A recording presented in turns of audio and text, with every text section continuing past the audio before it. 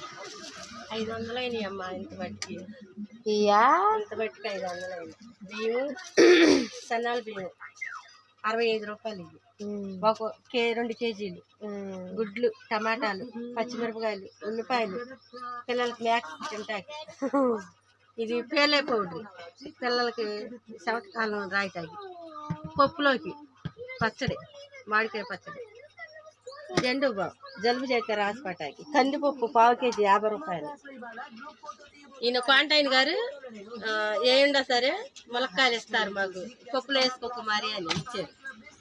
అంటే నలిగిపోయిన టమాటాలు అయినా సరే ఇస్తారు ఆయన మాకు. ఆయన టమాటాలు ఉన్నాయి మంచి ఇవాళ మంచి కొనుక్కొచ్చాను. ఇవి ఎప్పుడన్నా ఏమన్నా నలిగిపోతే కుమారి పప్పులో వేసుకొని పిల్లల కాలంలోనే ఇస్తారు ఆయన. ఇవన్నీ 500 అయినాయి. 500 ఎత్తుకెళ్తే ఫ్రెండ్స్ కొట్టుకాడకి ₹1 తిరిగి రాదండి. 550 రూపాయలు. 550 రూపాయలు అంట. 550 రూపాయలు. చాట్ తప్పను.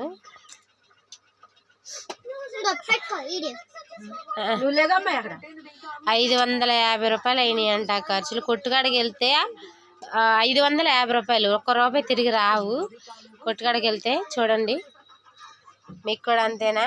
గుడ్లు, జంతికలు, బియ్యం, సన్నాల బియ్యం కేజీ, డ్రింక్, పౌడర్, పచ్చడి, కందిపప్పు. ఇవాళ మేము పప్పు వండుకుంటాము. మా అమ్మ అందుకని చెప్పి పప్పు తెచ్చింది.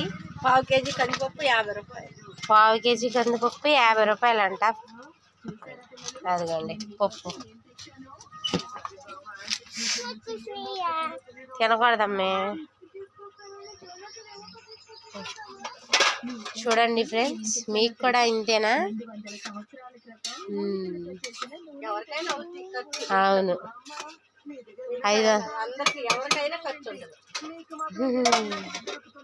ఇవాళ మా ఇంట్లో పప్పు,